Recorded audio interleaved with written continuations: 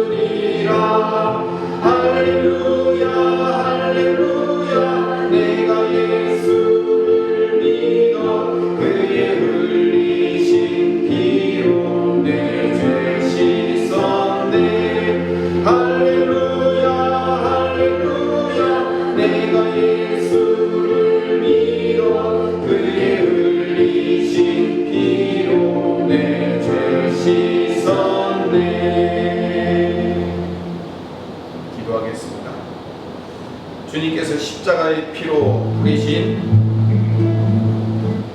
주님께서 십자가로 피 뿌려 살리신 사랑하는 교회를 위해서 기도합니다.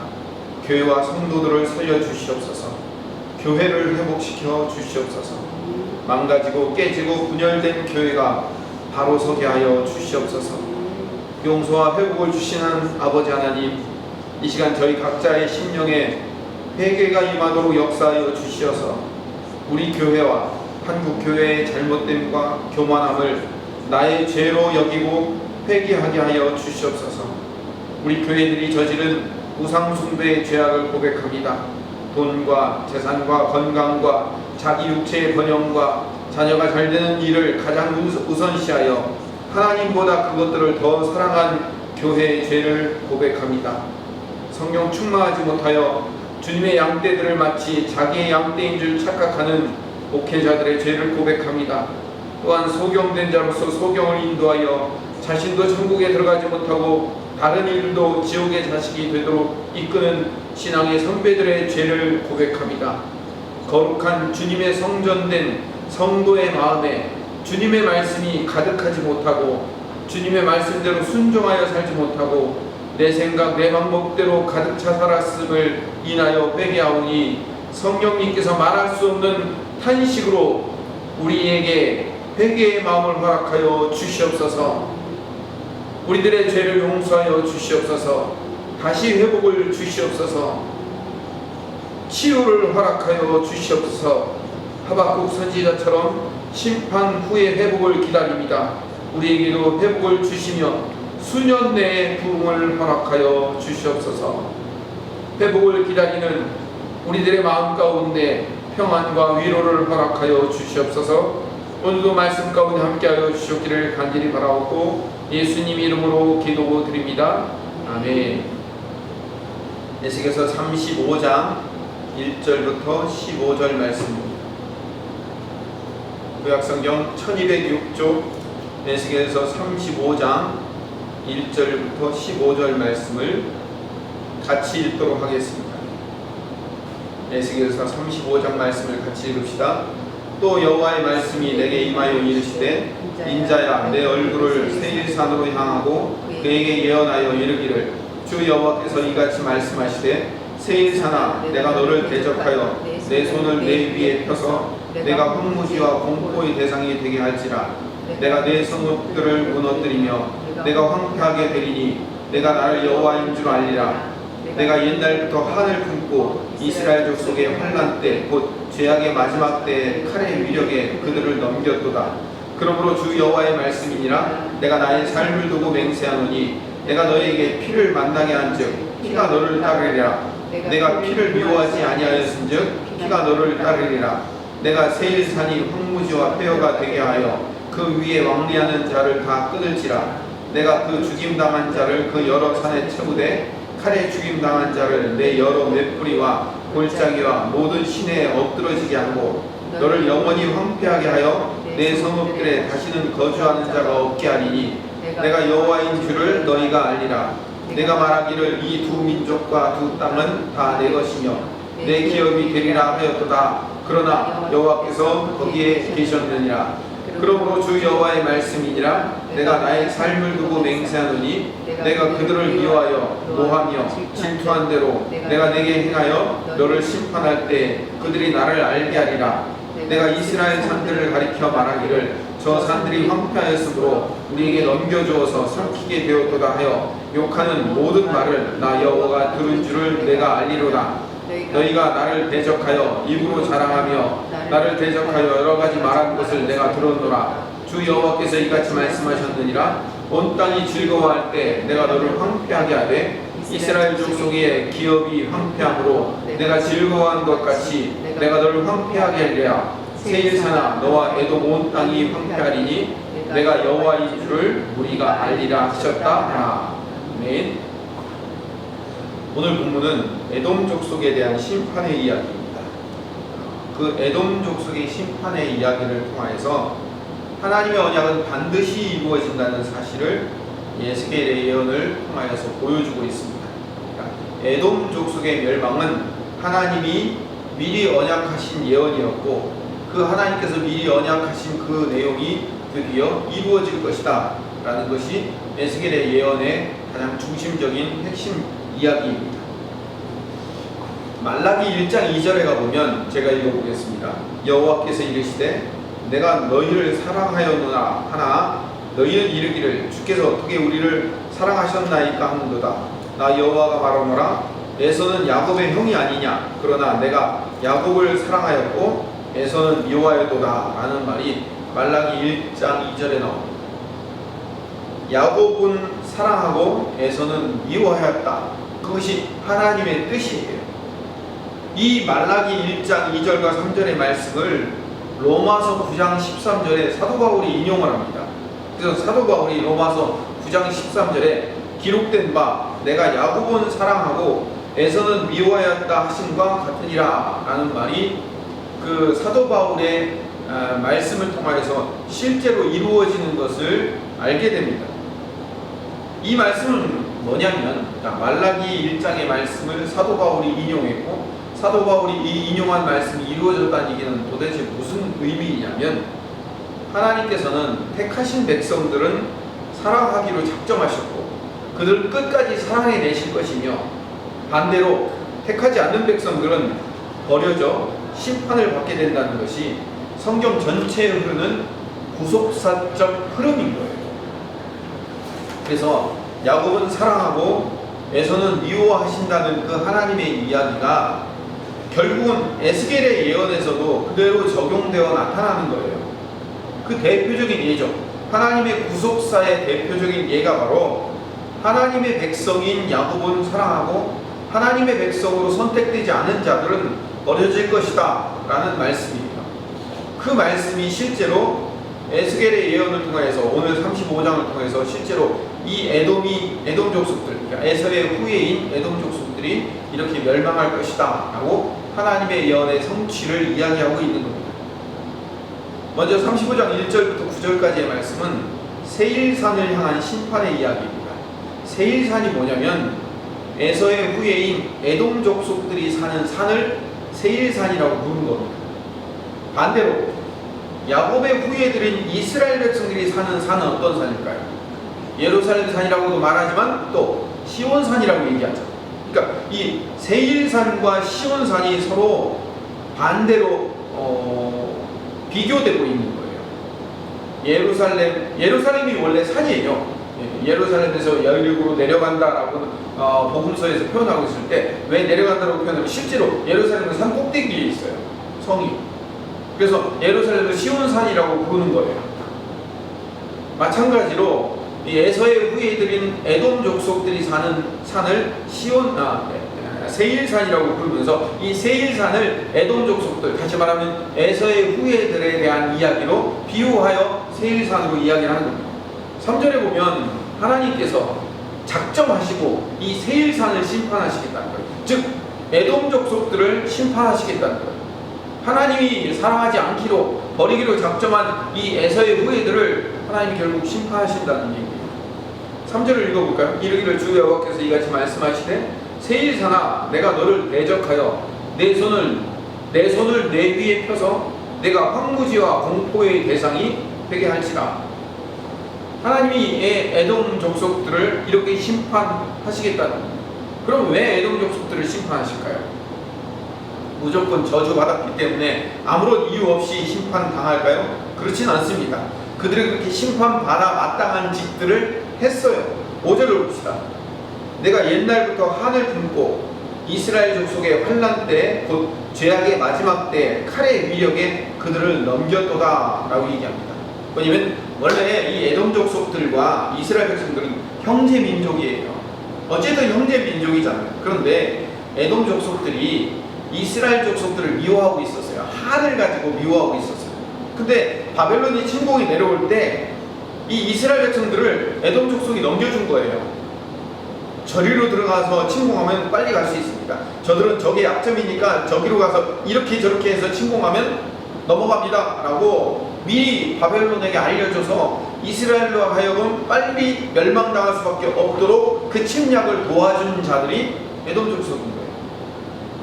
그래서 7절에서 9절의 말씀에 보면 이 세일산이 결국은 황무지가 되고 회화가 되게 만들 것이다 라고 하나님이 말씀하시고 에스겔을 통하여서 그리고 그 말씀이 드디어 이루어지게 되는 겁니다.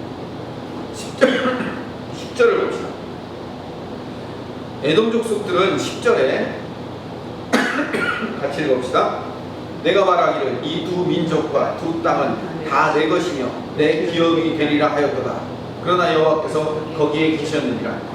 이 두 민족과 두 땅은 뭘 의미하냐면 두 민족과 두 땅, 다시 말하면 북왕국 이스라엘과 남왕국 유다, 그 두 민족은 이걸 하나로 합치면 이스라엘이죠. 이 이스라엘은 원래 우리 거라는 얘기예요. 에돔 족속들이 그렇게 얘기했다는 거예요. 원래 저 두 민족은 우리 민족이고 저 두 땅은 원래 우리 땅이었는데 우리가 그 땅을 뺏긴 거다라고 얘기를 하는 거예요.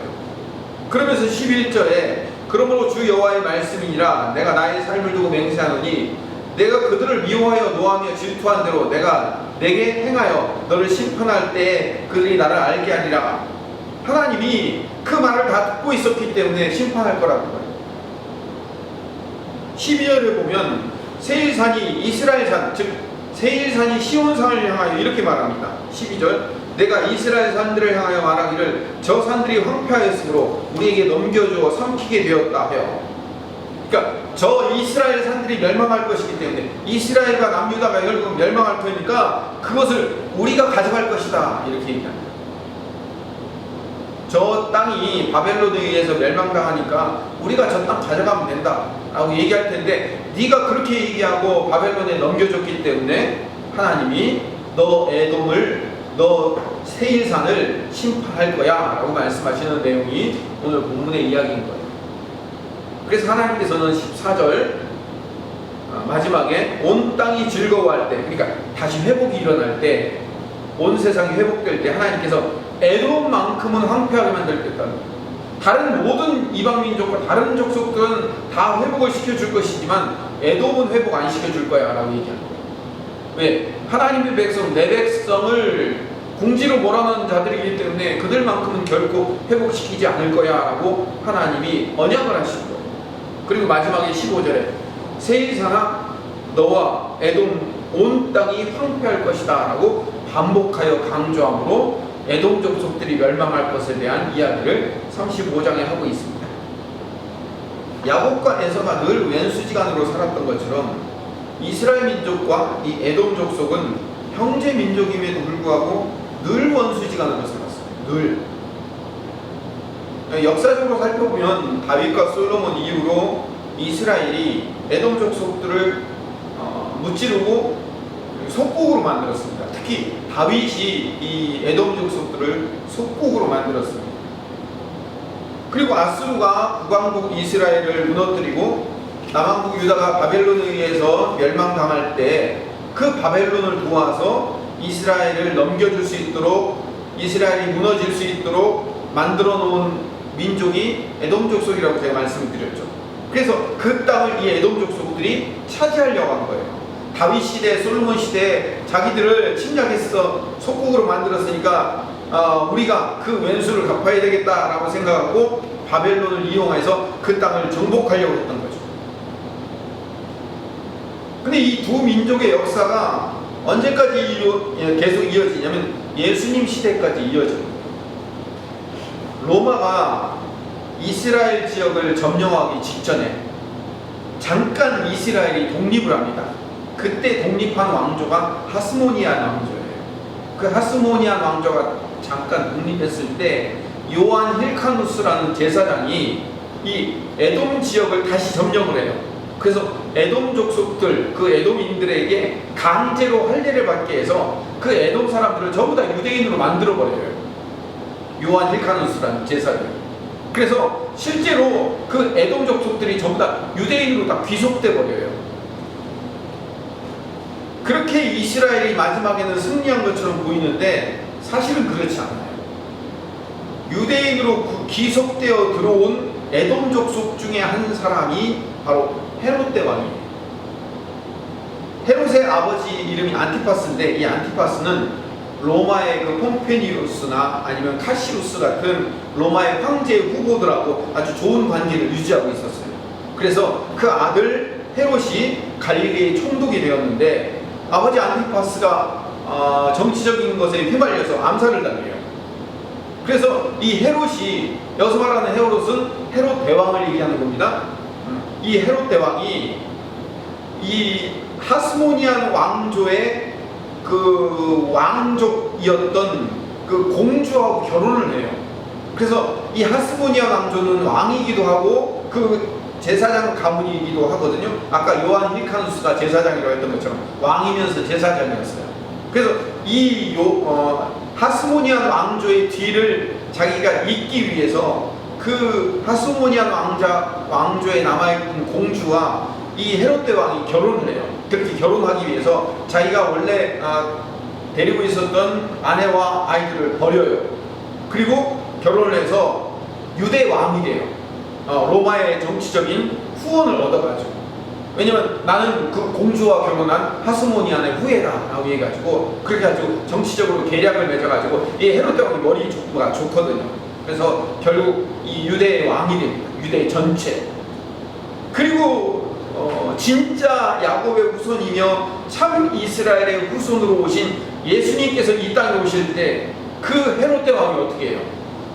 자기가 유일한 이 유대의 왕인데 자기가 아닌 또 다른 왕이 등장한다고 얘기하니까 베들레헴 지역에 있었던 2살 이하의 어린아이들을 모두 다 죽이는 참극을 벌인 사람이 바로 이 헤롯 대왕이에요. 왜 헤롯 대왕이 그 많은 어린아이들을 죽이면서 그런 참극을 벌이면서까지 자기 왕위를 지키려고 했었냐면 자기 아버지 시대부터 이 왕이 되기 위해서 아내를 버리고 아이들을 버리고 그리고 정치적인 계략을 맺으면서 수많은 일들을 통해서 그 자리를 지켜냈기 때문에 그 자리를 차지하고 지켜냈기 때문에 그 자리를 악착같이 지키려는 욕망이 있었기 때문에 그런 거예요.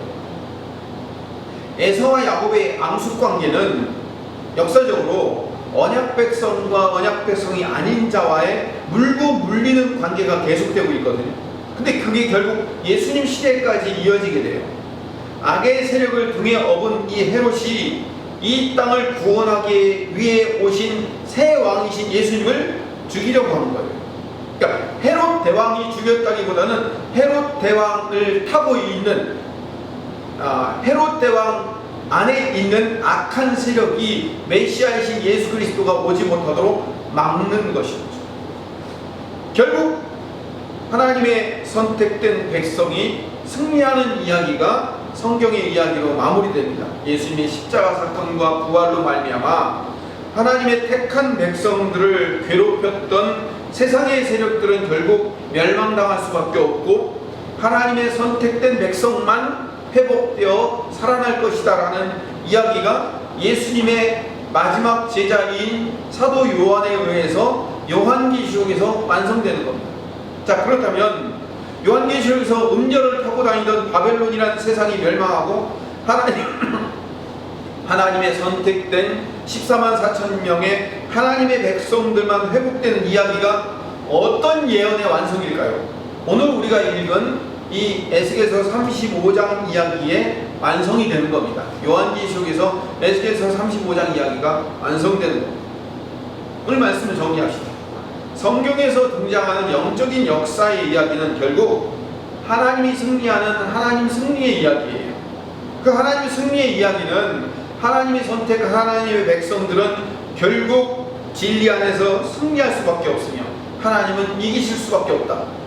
그리고 그 하나님의 백성들을 괴롭히고 하나님의 백성들을 끝까지 멸망당하도록 만들려고 돕던 세상의 세력들과 세상의 백성들은 결국 심판당하여 멸망당할 수밖에 없다라는 이야기가 에스겔서 전체 이야기일 뿐만 아니라 이 에스겔서의 이야기를 예수님을 통하여서 완성하시고 요한계시록에서 결국 완성되는 이야기로 우리가 받아들이게 되는 겁니다. 오늘 이 말씀을 통해서 우리는 이걸 깨닫습니다. 하나님의 백성들은 반드시 하나님이 승리를 주신다는 사실입니다. 어떠한 세상의 박해와 어떠한 세상의 현실에 지는 것처럼 보일지라도 결국 하나님의 백성들은 반드시 언약 백성이기에 승리할 수밖에 없다는 거죠.